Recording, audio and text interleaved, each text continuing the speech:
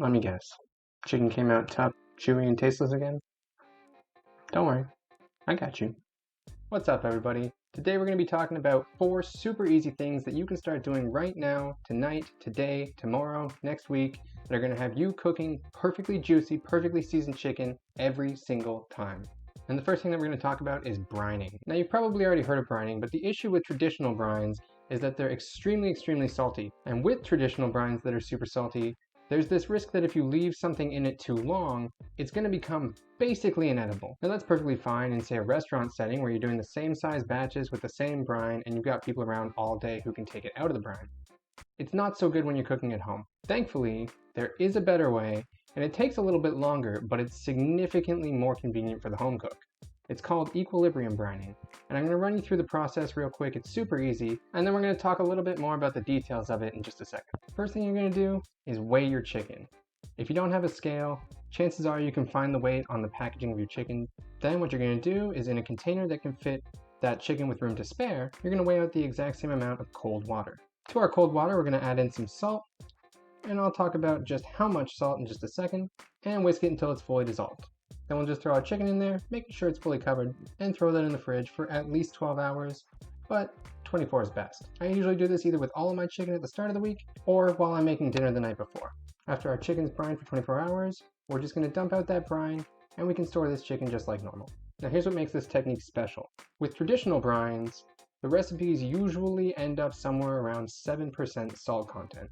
When we put meat into a brine, what happens is that meat absorbs salt from the brine until the salt content in the meat and the brine are equal. Well, you can imagine that with a 7% salinity brine, that's going to happen somewhere around the 3.5% mark. Really well seasoned proteins generally have a salt content of somewhere in the area of 1.5 to 2%. With equilibrium brining, what we're trying to do, rather than guess the amount of time that we need to leave our meat in the brine, is calculate how much salt we need to put into the brine so that the meat and the brine reach that equal salt point at 1.5 to 2%. Now to do that, what we do is we take the weight of our chicken, add the weight of our water, and multiply this total number by 0.015 or 1.5%. In the example that I just showed you, we had 345 grams of protein, so we added 345 grams of water.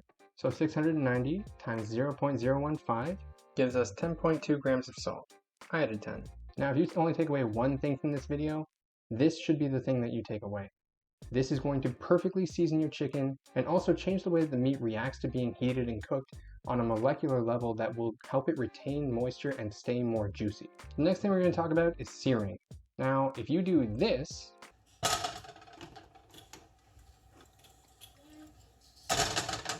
stop it. Don't do that anymore. Seriously, you're going to make me cry. Please stop. Searing isn't about just cooking chicken on a side. There's this whole beautiful, magical chemical reaction that happens where flavor is literally developed out of thin air. Cool, right? But the trick to it is that we have to actually cook with things that are hot. Weird, I know. So what you first want to do is heat a pan on the stove on medium-high heat for about 2 to 3 minutes. While that's heating up, whether you brine your chicken or not, you're gonna pat it dry. You can't get a good sear on anything if it's all wet. I usually like to use paper towel for this, but you can use a kitchen rag too. Just don't forget it's got raw chicken on it. Then once my pan is nice and preheated, I'll add a little bit of oil in there, and this is the point where you're going to want to season your chicken if you haven't already brined it. Salt draws moisture out of things. Moisture is the enemy of a good sear. You salt just before you sear. Then we're going to lay our chicken in the pan away from us, just in case any oil splashes. You don't want to get it all over you. And you're just going to leave it there to cook for a few minutes. If it sticks, and it probably won't, it'll come unstuck when it's ready to be flipped. Just leave it. Just leave it. Then I'll flip it over, turn my heat down to medium, and we're just going to flip this occasionally until it's completely cooked on the inside. Speaking of cooked on the inside, let's talk about one of the biggest misconceptions in cooking. Chicken doesn't need to be cooked to 165 degrees Fahrenheit. 165 degrees Fahrenheit is the point where salmonella is instantly killed. So this is a really safe bet, and it's a really safe number for very general guidelines for people to follow. But chicken can be cooked at 145 degrees Fahrenheit if you've got the equipment to hold it there for 8.5 minutes. Now that's more of like a sous vide, poaching, finesse type deal, and you can't necessarily start doing that today, but there is some middle ground that's very easy to achieve. To reach that same level of pasteurization that we get at 165 degrees Fahrenheit instantly, we can hold chicken at 151 degrees for about 2 minutes. Now, if you take something out of the pan or out of the oven, it doesn't just stop cooking right away. It keeps cooking for several minutes, and in that time, the temperature is only going to increase. Now, you can leave your thermometer in, and in fact, if you're uncomfortable, I would really suggest it. But as you're going to see in a minute when we talk about resting your meat, my thermometer was still climbing for a good 3 minutes with these whole chicken breasts. Okay, let's talk about one last thing, and then we're going to get into the comparison of the cooked chicken, and that is resting. You have to rest your meat if you want it to stay juicy. The general guideline, the general rule of thumb, is to rest your meat for 1/3 of the cooking time. Now, I know what you're thinking. If I rest my meat for 1/3 of the cooking time, isn't it just gonna get cold? And no, it's not. For most of that resting time, your chicken is still cooking. The temperature inside is still going up. And only after about 2/3 of that resting time does it start to go down. The thing with resting is that when meat cooks, all of the meat fibers constrict and tighten and squeeze juice out of the meat. And when we go ahead and cut that right away, all of those juices just end up on our cutting boards. If we give our meat time to relax and reabsorb some of those juices, we're going to end up with juicier protein. Ideally, when you're done cooking, you'll put it on a rack. If you don't have a wire rack that you can use for this though, you can do this on a plate. You can do this right on your cutting board. You can do this on just about anything, and it's going to be better than if you just cut it right away.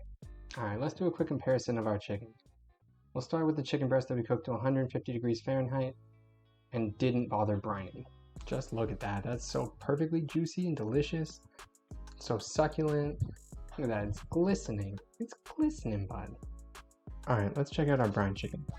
Oh, buddy, look at that. That's so good. That's so juicy, so succulent, so tender, so moist.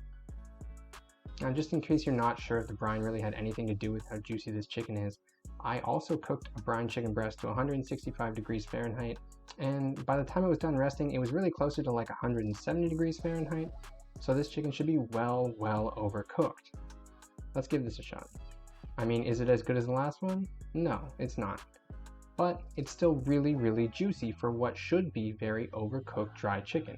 And obviously give this one a little taste test, and it's perfectly seasoned too. That's it for this one, guys. Hopefully this helped somebody, taught somebody something, someone puts these tips into action. Now, if any of these tips did help you out, of course, be sure to let me know down in the comments, and do me a favor and share this with one of your friends, all right? They will thank you for it, trust me. Past that, if you enjoyed this video as much as I enjoyed making it, be sure to hit the like button and consider subscribing if you want to see more stuff like this. Thank you very much for watching, and I will see you next time.